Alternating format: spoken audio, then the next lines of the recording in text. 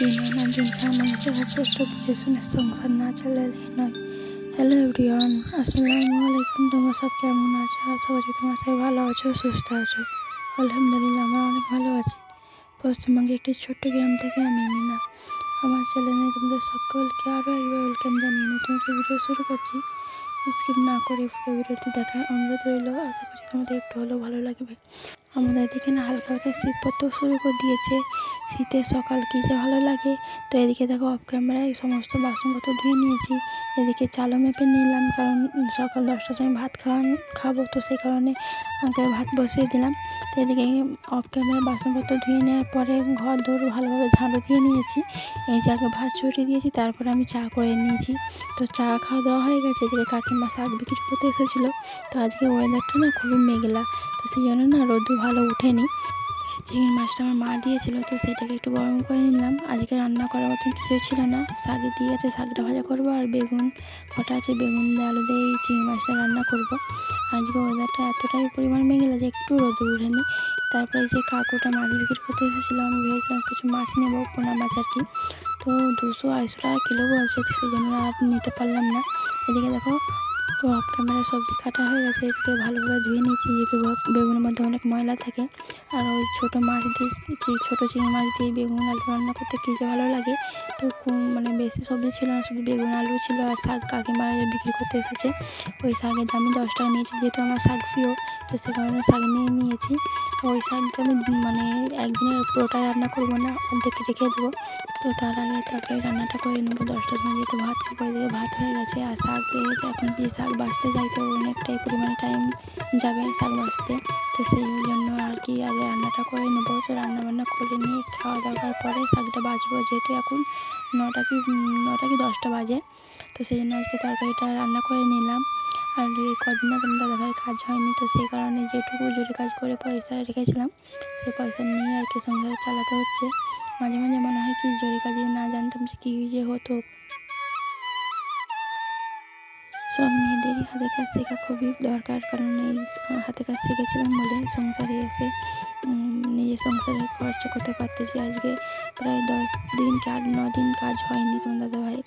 তো সেই জন্য যেটুকু টাকা আমি রেখেছিলাম নিজের চুড়িদার কেনার জন্য বা আদার্স কোনো কাজে লাগানোর জন্য, তো সেই আজকে সংসারে লাগাচ্ছি। কারণ যেহেতু রাজমিস্ত্রি কাজ করে কখন বন্ধ হবে কখন হবে তার কোনো ঠিক থাকে না। আর জরুরি কাজ শিখেছিলাম বলেই আজকে নিজের স্বপ্ন পরে ভিডিও সময় দেখেছো যে টোচক কিনেছি, ওটা আমার স্বপ্ন বলতে পারো। তো আজকে ফিজিওথেরাপি করাতে ফোন করেছিলাম স্যারকে, তো গতকাল আসবে স্যার ব্যায়াম করানোর জন্য। তো স্যারও পয়সা পেয়ে তাকেও 500 টাকা দেবো। আর যেটুকু জরুরি কাজ করে টাকা রেখেছিলাম সেই টাকা দিয়ে আর কি সংসার, তো সেই টাকা নিয়ে সংসার চালাচ্ছি। এদিকে রান্নাবান্না হয়ে গেছে, আমার দুপুরে 10টার সময় খাওয়া হয়ে গেছে। দুপুরে রান্না করার জন্য শাকটাকে বেছে নিচ্ছি।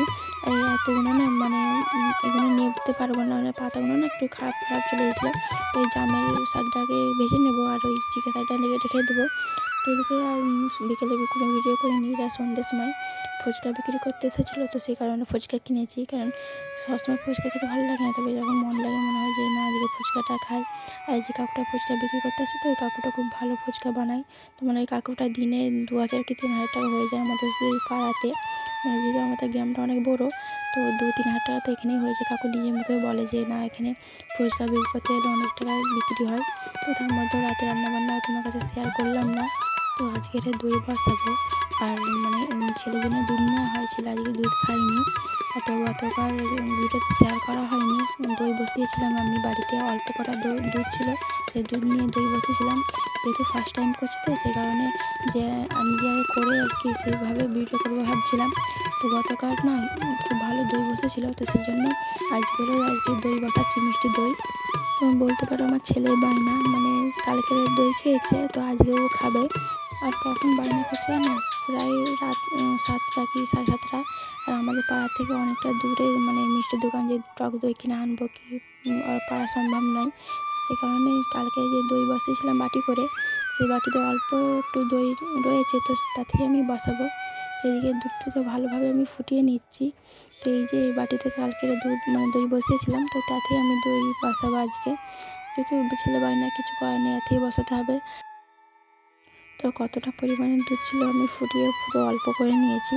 তো এটা বাটির মধ্যে রেখে ঢেলে দেবো। আর দুধ না পুরো গরম ঢালবে না, তাহলে দই ভালোভাবে বসবে না।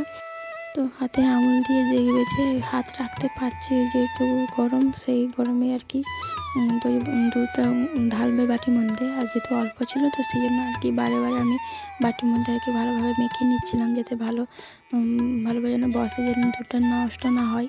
এই যে হাত দিয়ে আমি দেখলাম গরম কতটা আছে কি নেই, তো হালকা গরম আছে, তো সেই জন্য তো বাটির মধ্যে রেখে দিলাম।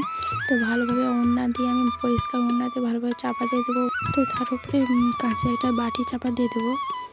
তো যে দিদিমণিরা আমার ভিডিওতে নতুন দেখছো, আমাকে প্রথম দেখছো, আমার ভিডিও যদি দেখতে তোমাদের কোনো অংশ ভালো লেগে থাকে তো চ্যানেলটিকে সাবস্ক্রাইব করার অনুরোধ রইল। আর ভিডিওটি কেমন হয়েছে একটু কমেন্ট করে জানিও।